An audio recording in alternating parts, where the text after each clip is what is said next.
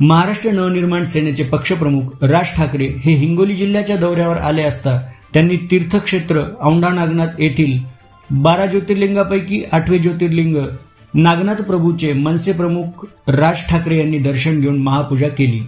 यावेळी 8वे ज्योतिर्लिंग नागनाथ मंदिरावरील शिल्पकलेची व हेमाडपंथी दगडी मंदिराची माहिती जाणून घेतली।